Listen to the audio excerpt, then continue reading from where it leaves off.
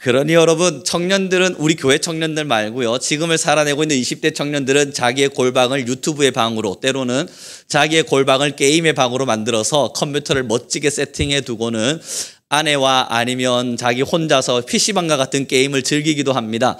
우리 교회는 그러지 맙시다. 골방은 기도의 방으로 만들어 두셔서 여러분 기도할 줄 아는 우리가 되었으면 좋겠고요. 게임보다 하나님 마주하는 것이 훨씬 즐겁습니다. 어쩌면 유튜브 쳐다보면서 우리가 30분, 1시간 시간을 허송세월 보내는 것보다 하나님께 무릎 꿇는 것이 훨씬 더 기쁩니다. 그러니 여러분, 우리는 거기에 매료되지 말자고요.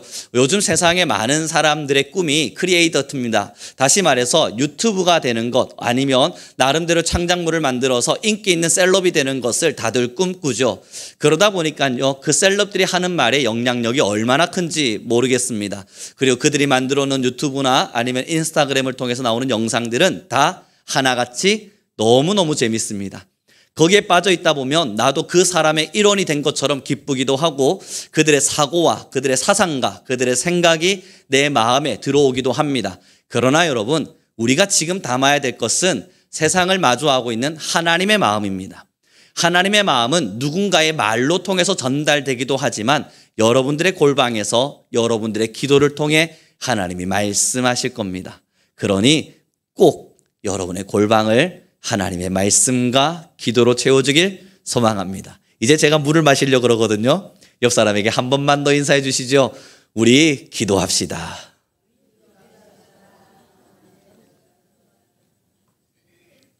그럼 여러분, 오늘 본문을 함께 읽겠습니다. 18절입니다. 같이 읽겠습니다. 시작.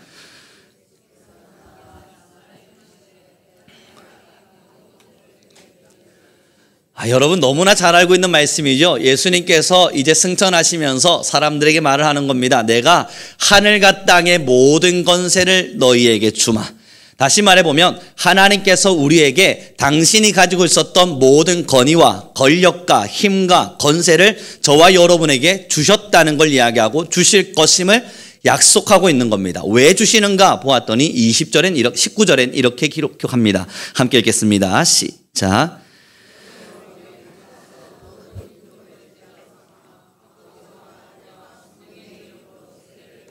19절의 말씀에 보니까요, 너희는 가서 모든 민족을 제자로 삼아서 아버지와 아들과 성령의 이름으로 세례를 베풀랍니다. 다시 말해보면 하나님께서 우리에게 권위와 권세를 주신 이유가 바로 이 제자를 삼게 하기 위함이었습니다. 그럼 20절의 말씀을 한 번 더 읽죠. 같이 읽겠습니다. 시작.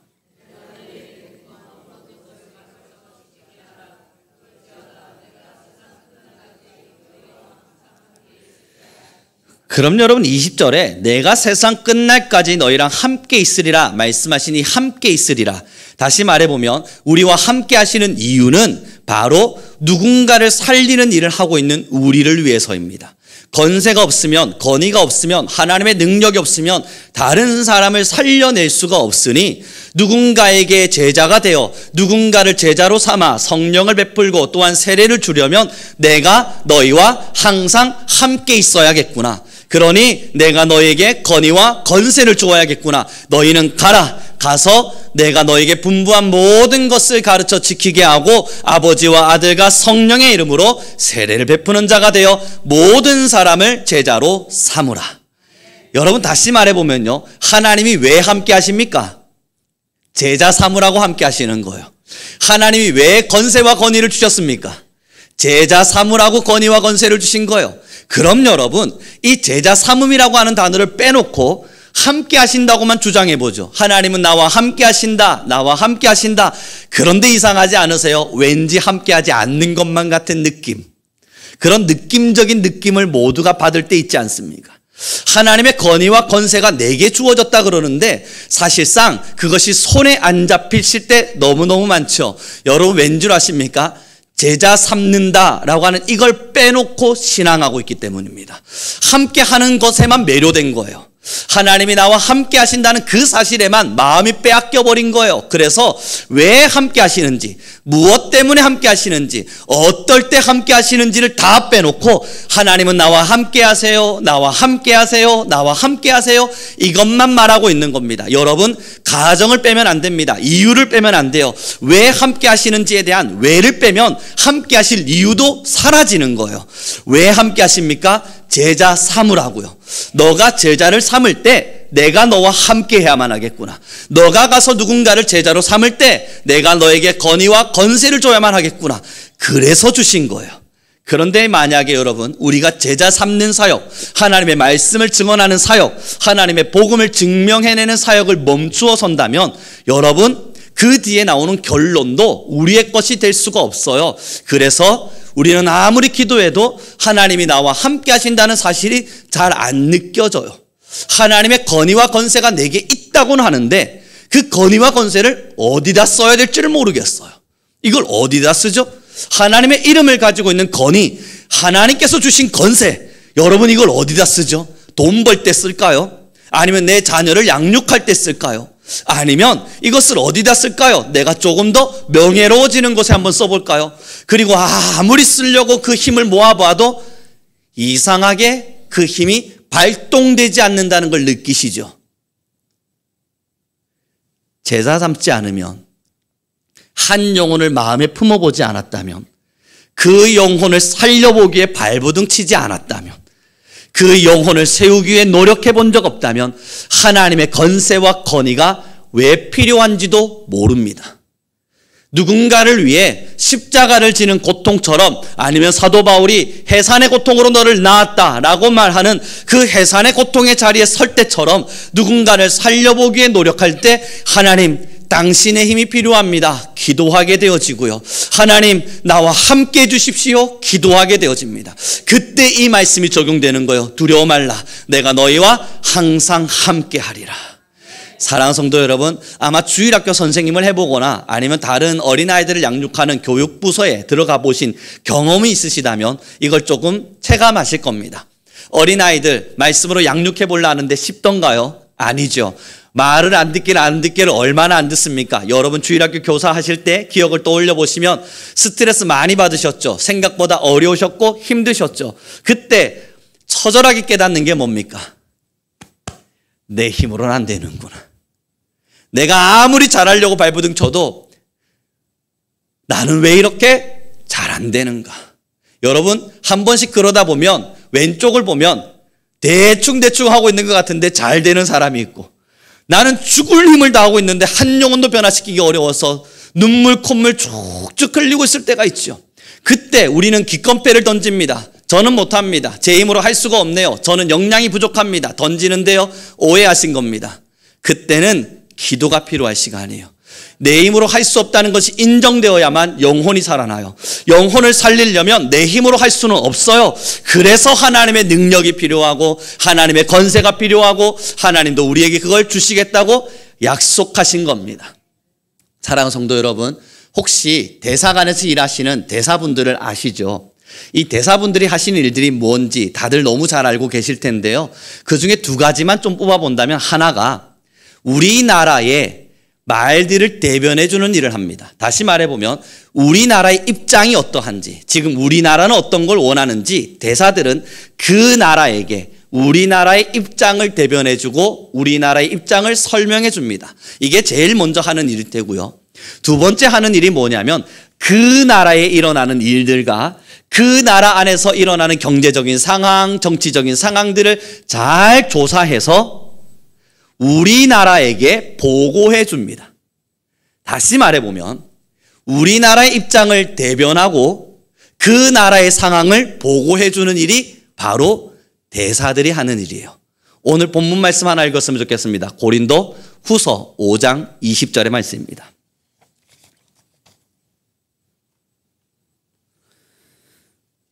함께 읽겠습니다. 시작. 그러므로 우리가 그리스도를 대신하여 사신이 되어 하나님이 우리를 통하여 너희를 권면하시는 것 같이 그리스도를 대신하여 간청하노니 너희는 하나님과 화목하라. 여러분 여기서 본문에 나오고 있는 그러므로 우리가 그리스도를 대신하여 사신이 되었다 하는 이 사신이 바로 대사입니다. 현재어로 바꾸면 대사들이에요.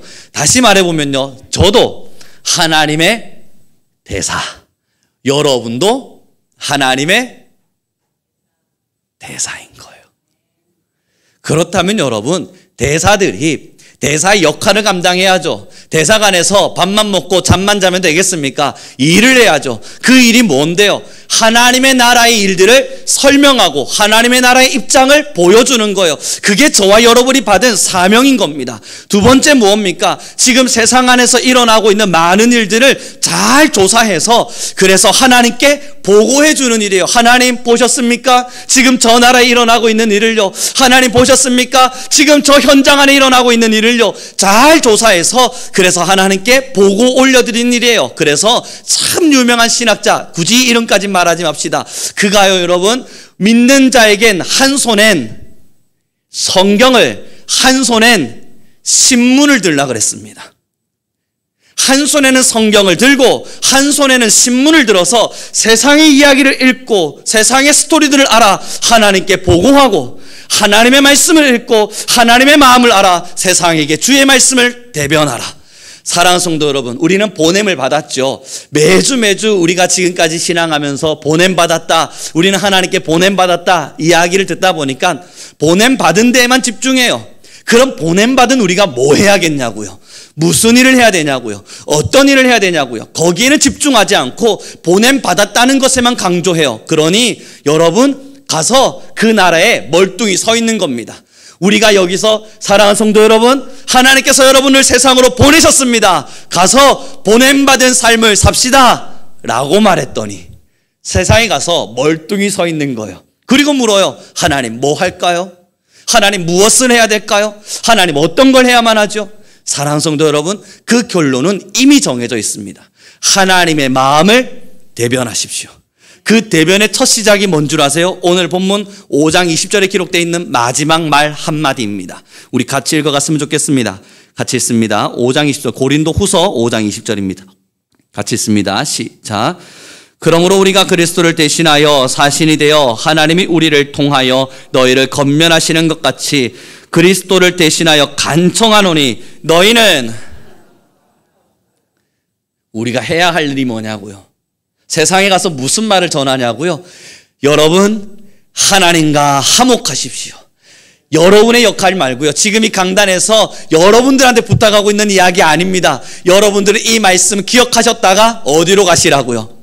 세상으로 가셔서 하나님의 말씀을 대변하시는 거예요. 세상의 많은 사람들에게 사랑하는 여러분이여 하나님과 화목하십시오. 하나님과 화목하십시오. 그 말들을 전해가는 거예요. 그러니 여러분 지금의 세상의 아픔이 왜 우리 그리스도인들의 눈에 보이지 않겠습니까? 하나님의 대사가 되었다는 걸 잊었기 때문입니다. 우리는 잘 조사해야 합니다. 지금의 세상이 어떻게 움직여지고 있는지, 하나님 보시기에 어떤 악들을 행하며 살아가는지, 지금 많은 사람들이 어떤 가치관을 가지고 잘못된 세계관으로 살아내고 있는지를 잘 살펴보셔서 하나님께 하나하나 보고해드리는 거예요. 그때마다 성도님들이 질문하시는 게 이거예요. 하나님은 다 아시잖아요. 그런데 왜 보고합니까? 사랑하는 성도 여러분, 대통령이 되면요 뉴스 봅니다. 대통령이라고 뉴스 안 보지 않아요. 뉴스 보면 다 아는 걸 대사관에서 뭐 하려고 보고합니까? 대사관의 보고 안에는요 대사의 마음이 담겨집니다. 여러분 꼭 기억해 봐 주십시오. 뉴스는 그저 소식을 전달할 수 있지만 대사는 그 현실을 넘어 자신의 감정과 마음을 넣고 자신의 생각과 이성을 넣어서 그에게 조금 더 세밀한 보고를 올릴 수 있게 됩니다. 사실적인 보고를 넘어서 지금 정말 필요한 것이 무엇인지를 알려줄 수 있게 됩니다. 그리고 대사의 그 말에 의해서 나라가 움직이지 뉴스에 의해서 움직이진 않는다고요. 대통령이 어떤 결론을 내릴 때에는 뉴스에서 들려지는 소식을 통해서 전달받는 것이 아니라 대사가 전달해주는 말에 의해서 그럼 어떻게 하는 것이 좋겠는가 대사에게 묻고 그 대사가 알려주는 방법을 듣고 타당하다 그리고 움직여진다고요. 사랑하는 성도 여러분, 왜 하나님께서 우리의 보고가 필요하냐고요? 왜 하나님 앞에 우리는 기도해야 되냐고요? 하나님은 지금 여러분들의 보고를 기다리고 있거든요. 무엇을 들려주려 하느냐? 너는 지금 이 나라를 보면서 무엇이 필요하다 말하고 싶으냐? 너는 지금의 이 세대를 마주하면서 어떤 기도로 내게 보고하고 어떤 마음으로 내게 들려주어서 내가 어떻게 움직여지기를 원하느냐? 그걸 하나님은 지금 요청하고 있어요. 이게 바로 하나님의 건세입니다. 하나님의 건세를 가졌다는 이야기는 내가 아버지 앞에 무릎을 꿇고 내가 이 세상과 세대를 위해서 아버지 앞에 기도하면 하나님의 건세를 가진 나를 위해요. 하나님께서 자신의 권위와 건세를 사용해 주시겠다는 거예요. 지금 하늘을 여는 키가 여러분에게 있다고요. 지금 하늘을 닫을 수 있는 키도 여러분에게 있다고요. 하나님은 지금 그 열쇠를 저와 여러분에게 맡겨 놓으신 거예요. 왜 나라를 위해 기도하지 않습니까? 왜 세상을 위해 기도하지 않습니까? 왜 한 손에 신문을 쥐어주지 않습니까? 왜 우리는 여러 나라들을 살펴보며 아니면 지금도 아파하는 많은 사람들을 마주하지 않습니까? 내가 키를 가진 사람이라는 걸 망각해버려요. 내까짓 게 뭐라고? 내가 뭐 그리 대단한 일을 할 수 있다고? 저 나라 대통령이 알아서 잘 하겠지. 그러나 여러분, 오른손을 싹 펼쳐보세요. 하나님의 열쇠가 보이지 않습니까? 이건 세상을 움직이지 않아요. 키를 딱 쥐고 무릎을 꿇어요. 기도를 시작해요. 그리고 하늘에다가 허공에다가 이렇게 막 해보세요. 기도하면서 말입니다. 하늘의 문이 열리는 아름다운 일을 경험하실 겁니다. 우리 다 함께 고백했으면 좋겠습니다. 우리가 하나님의 대사입니다. 여러분, 그런데 교회가 오해를 하기 시작한 게요, 예전 중세시대 때 로마 카톨릭이 온 세상을 지배하고 또 로마 카톨릭의 문화가 온 교회 안에 팽배해져 있었을 그 당시에 사람들에게 천국과 지옥을 가지고 협박하고 겁박했습니다. 이 무슨 이야기냐면 사람들이 성당을 지어야겠어요.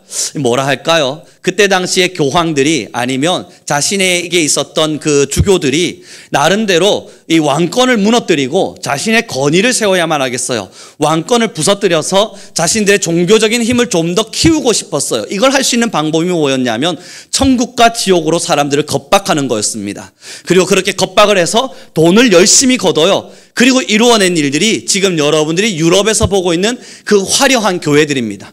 교회를 궁궐보다 더 화려하게 지어요. 교회를 그 누구 무엇보다 화려하게 지어요. 돈의 권력도 왕보다 내가 더 많이 가지고 있어요. 그리고 천국과 지옥으로 겁박을 하니까 왕도 무릎을 꿇어야 돼요. 왠 줄 알아요? 왕은 지금에서의 왕이지 얘 죽으면 너 지옥 가. 그럼 여러분, 민중들이 야, 우리 왕이 지옥 갈 수도 있대. 그는 하나님의 사람이 아니래. 하나님께 택한 자가 아니래. 하나님으로부터 선택받은 자가 아니래. 그때부터 왕권이 와르르 무너지기 시작하는 거예요. 그러니 왕들이 이 교황, 다시 말해서 이 교황청의 눈치를 봐야만 했습니다.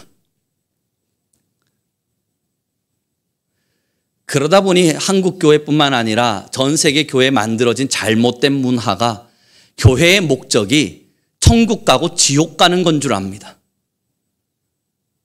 사랑하는 성도 여러분, 여기서 70년 시간 신앙 열심히 해서 우리가 얻고 싶은 것이 천국, 딱 거기인가요? 우리는 생각을 다시 해봐야만 합니다.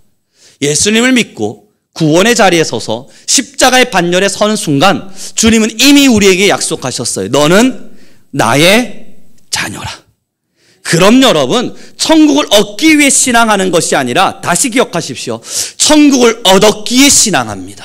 우리는 지금 이 자리에서 나의 실수, 못남, 잘못됨 다 하나님 앞에 회개해가며 결국 천국을 얻는 것이 아니라 지금 이미 영원한 생명, 하나님이 우리에게 주시고자 하는 천국을 얻었기에 신앙의 길을 걸어갑니다. 그러기에 제자 삼는 사역이 우리의 제일의 우선이 되는 거예요. 사랑하는 성도 여러분, 천국 가려고 제자 삼는 것이 아니고요, 천국을 얻었기 때문에 제자를 삼을 수밖에 없어요. 내가 아버지의 자녀가 되고 나니 주님이 우리에게 너는 나의 대사라, 너는 나의 자녀라, 가라, 너는 가서 나의 권위를 부여잡고 나의 권세를 쥐고 세상 많은 사람들에게 나의 복음을 전하라. 그리고 돌아보았더니 내가 가진 복음은, 내가 가진 천국은, 내가 하나님으로부터 받은 사랑은 그 어떤 것보다 뜨거운 십자가의 사랑이었고 그 무엇보다 비교할 수 없는 놀라움이 된 겁니다. 그러니 여러분, 하나님 주님이 시키지 않으셔도 저는 주의 말씀을 들고 갑니다. 복음을 전하는 거예요. 그러지 않게 되면 로마 카톨릭처럼요, 교회에서 헌금 많이 하고 예물 많이 드리고 봉사 많이 하면 하나님이 예뻐 봐주셔서 천국 가는 줄 압니다.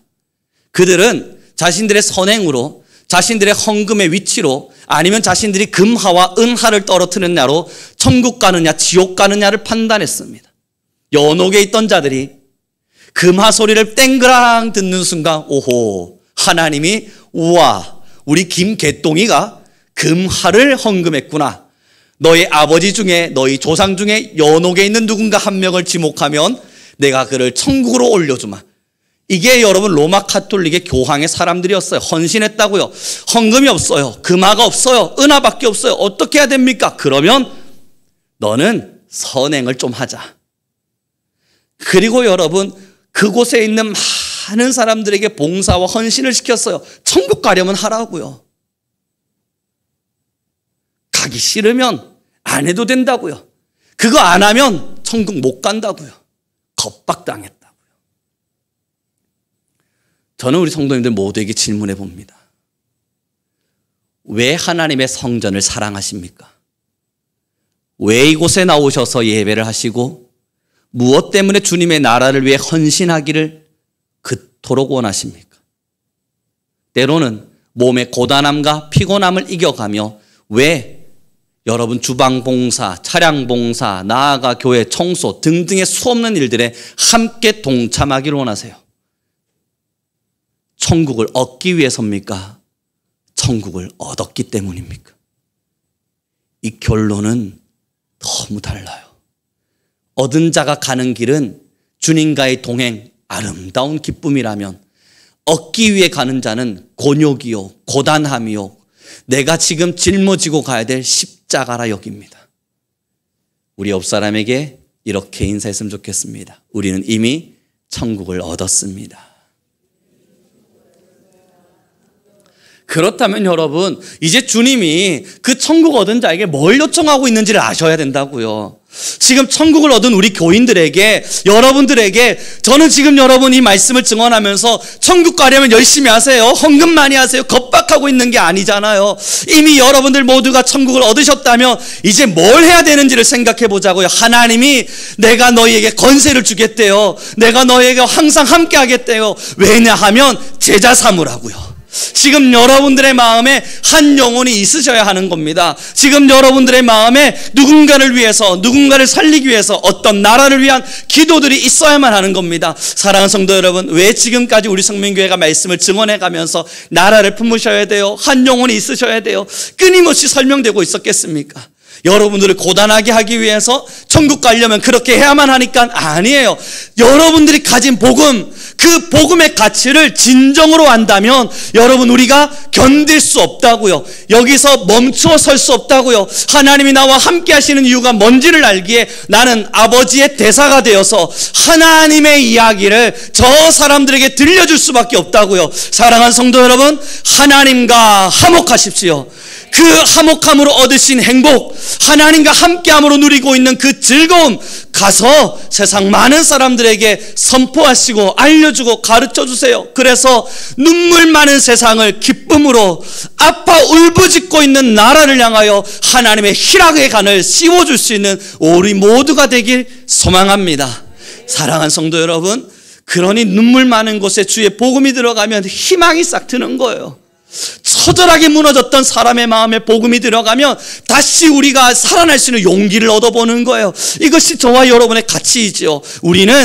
우리가 잘났기 때문에 힘을 내고 있는 사람들이 아닙니다.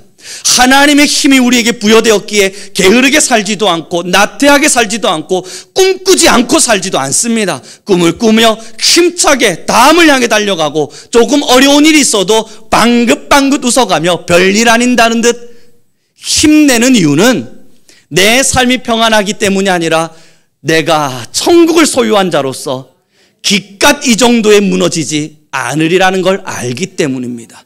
주님이 나와 함께 하시거든요.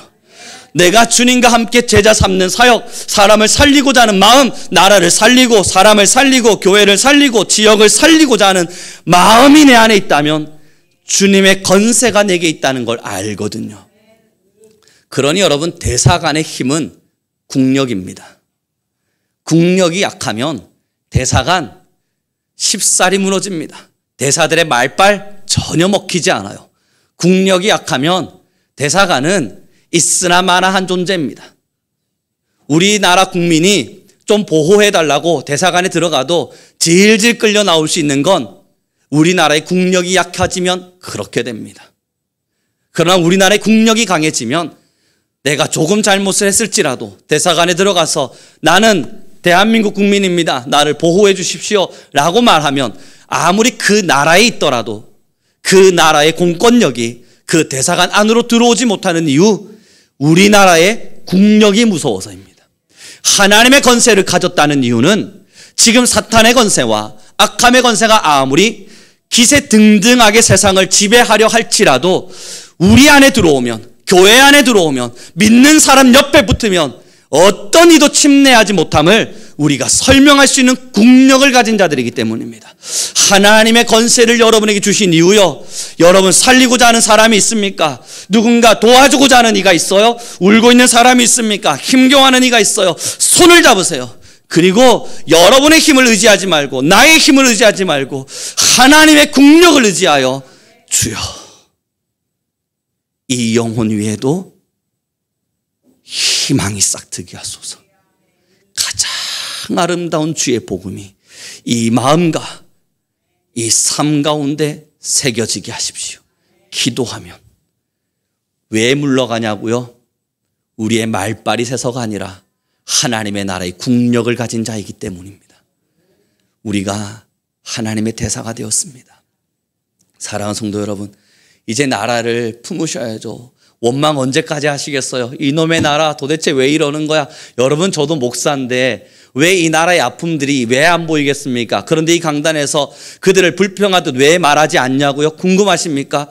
여러분, 불평하듯 말하고 그거 악이라 말하고 잘못됐다 말하고 계속 그런 소리 듣다 보면요, 기도보다는 그래 이 나쁜 사람들, 그래 이 약한 사람들을 향한 판단밖에 안 일어납니다. 그러나 우리는 그리스도인이잖아요. 어떻게 흘러가는지, 뭐가 악법이 되고 있는지 여러분, 우리가 그것을 판가름할 만큼 무능하거나 무지하지 않잖아요. 이것이 얼마나 악한 법인지 잘못된 것들인지도 안다면 지금 우리에게 필요한 건 기도지 않습니까? 기도하지 않는데 불평한다고요. 그리고 우리가 하나님의 대사라 말하면 하나님도 속상하세요. 사랑하는 성도 여러분, 결국 지금 우리에게 필요한 건 사명감입니다. 내가 누군지를 아는 거예요. 보냄받았다는 말 한마디에 세상에 멀뚱히 서서 난 뭘 해야 될지 모르겠으니 저건 목사님, 사명받은 누군가, 아니면 열심히 살고 있는 저 성도, 그들이나 할 일이지 나는 모르겠다. 여러분, 그렇게 내버려 두고 있으면 이게 바로 진짜 성도의 직무유기요, 하나님의 나라를 방관하는 것이요, 하나님의 일하심을 무시하고 있는 것임 동일합니다. 그러나 저와 여러분 모두가 사명자라는 것을 잊지 않는다면, 보냄받았다는 것을 인정한다면 이제 일하셔야 돼요. 천국을 월급으로 받으셨으면 이제 일하셔야 돼요. 하나님께서 이미 우리에게 선불로 천국 주셨잖아요. 그럼 여러분, 저 천국 받으려고 달려가는 사람들 말고요, 이미 그 막대한 천국을 우리에게 주셨으면 그걸 진자처럼 힘껏 살아내는 거예요. 사랑하는 성도 여러분, 지금 얼마 전에요, 한 학생이 취직을 했는데 힘들답니다. 일하는 게 너무너무 괴롭대요. 그런데 왜 버티냐 물어보니 다음 달에 월급이래요. 다음 달에 월급이 자신은 힘있게 산대요. 그래서 제가 야 그래도 그 월급만 가지고는 힘들잖아. 그런데 조금 다른 일도 찾아보고 너 나름대로 꿈도 좀 꿔보지 라고 말했더니 한 학생이 이야기했습니다. 목사님 여긴 보너스가 대박입니다. 이미 보너스를 받았어요. 그러니 여러분 받은 만큼은 해야죠. 그 몇백이요. 작은 돈이라고 말하는 건 아닙니다. 천국과 비교하는 거예요. 그 보너스 몇백이요. 인생을 갈아놓더군요. 삶을 갈아놓고 어떻게 하면 윗사람한테 잘 보일까? 여러분 전전긍긍하더군요. 그 학생하고 이야기를 나누다 보니까 대인관계에서 많은 어려움이 있어요. 그러면 저라면 야 그만두고 나와 라고 말하면 학생이 어이구 알겠습니다 하고 나와야 되잖아요. 그런데 학생은 말해요. 목사님 방법을 찾아야죠. 어떻게 하면 친해질지 어떻게 하면 이 사람들이 나를 예뻐해 줄지 방법을 찾아야죠. 왜요? 다음 달 발급 월급 때문이래요. 대출금은 갚아야 되니까 생활은 해야 되니까. 하나님이요 우리를 그렇게 무자비하게 휘둘지 않기 위해서 하나님은 은혜를 베푸셨어요. 그 은혜가 뭐냐면 천국을 미리 주시는 거예요. 진짜를 알라고요. 사랑으로 움직여 달라고요. 하나님을 사랑하기에 나를 사랑하기에 나와 화목하게 움직여 달라고요. 다음 달 발급 월급 때문에 고단하고 불평나고 짜증나고 힘나는데도 힘든데도 견디는 사람들 말고요. 이미 천국과 구원을 너희에게 주리니 너는 나의 은혜를 알아 사랑으로 움직여 달라고요. 하나님의 경이로움을 알고 하나님의 놀라움을 알아서 그 사랑으로 움직여 달라 부탁하고 있는 거예요. 우리가 대사라면 여러분 세상에서 멀뚱히 서 있지 맙시다. 뭘 해야 될까 고뇌하지 맙시다. 아무나 핸드폰 열어두면 여러분 한 50명 정도 전화번호 있으시죠? 눈 감으시고요. 점점점점점점점 하시다가 탁 찍으세요. 그리고 오늘 이 친구한테 하나님과 화목하라. 문자 한번 보내주는 거예요. 그러나 마틴 로이드 존스 목사님이 이렇게 말씀하셨어요. 전도는 상식 안에서 복음의 전함은 상식을 따라서 하나님의 놀라운 일하심은 상식을 넘어서 다시 말해보면요. 전도와 복음도 상식과 함께 가는 겁니다. 너 하나님과 화목하라 그러지 않으면 하나님의 저주가 너에게 임하리니. 이런 무자비한 사람들이 어디 있어요 세상에. 예전에 저 아는 권사님이 저한테 문자 한번 보내신 적이 있으셨어요. 우리 교회 말고요. 저 20대 때 말이에요. 그때 여러분 전 그 문자에 충격을 받은 적이 있습니다. 전도사님 이 학생의 행거지를 보셨습니까? 이 학생을 왜 내버려 두고 계십니까? 왜 이 학생에게 진짜 복음을 가르치지 않습니까? 그러면서 막 문자 오셨을 때 마지막 말이 충격적이었어요. 이 아이는 사탄의 자녀가 되었으니 계속 이대로 내버려 두시면 전도사님의 책임이 클 것입니다. 여러분 무자비했어요. 그래서 저는 답장을 드렸습니다. 제 능력 받기니 권사님이 하십시오.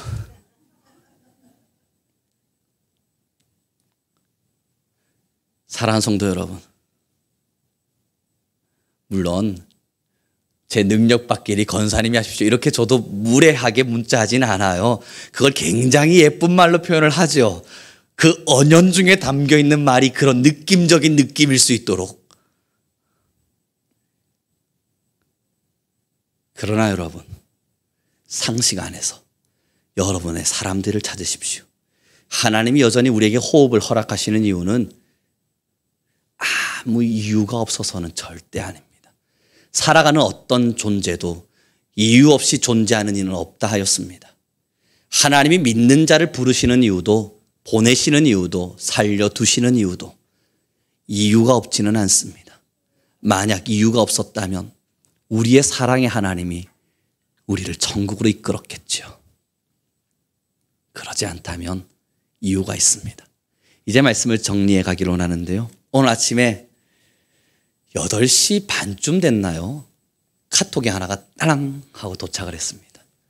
이 아침에 누구지? 하고 보는데 이 주일날 아침에 저한테 카톡할 만한 친구는 아니에요. 이미 졸업을 한 친구인데 한 여학생입니다. 얘는 평상시에 문자가 왔으면 왔지 주일날 올 만한 친구는 아니거든요. 무슨 일이지? 하고 궁금해서 카톡을 열었습니다. 사진 딱 한 장이 있었습니다. 그 여학생과 다른 여학생. 둘 다 졸업을 했고 한 여학생은 선배고 제게 문자한 여학생은 후배였습니다. 카톡이 왔어요. 그리고 기도 손을 이렇게 하고 있더라고요. 눈을 땡그랗게 뜨고 앉아있는 자리가 어딘가 보았더니 교회예요. 교회에 앉아 있더라고요. 그리고 그 밑에 글귀가 있었습니다. 목사님, 누구누구 언니와 함께 교회에 은혜 받으러 왔습니다. 야, 여러분, 전 그 말이 왜 감동적이었냐면 이 아이의 입에서 은혜라는 단어가 나왔잖아요. 하나님, 이게 무슨 일입니까? 너무 감격적이어서 저는 다시 그에게 카톡했습니다. 야, 이 사진을 보니 너무 좋다. 정말 내 마음이 너무 행복하다 라고 답장을 했더니 그 아이가 졸지 않고 예배에 잘 드릴 수 있도록 집중해 보겠습니다 라고 다시 카톡이 와서 저도 말했습니다. 내가 너희를 위해 하나님께 기도할게. 여러분, 왜 그 별것 아닌 여학생의 사진이 은혜가 되냐고요? 교회 갈 리가 없는 아이였거든요. 그래서 이 아이에게 어떻게 복음을 전하는 게 가장 합리적일까? 전 고민하고 있었습니다.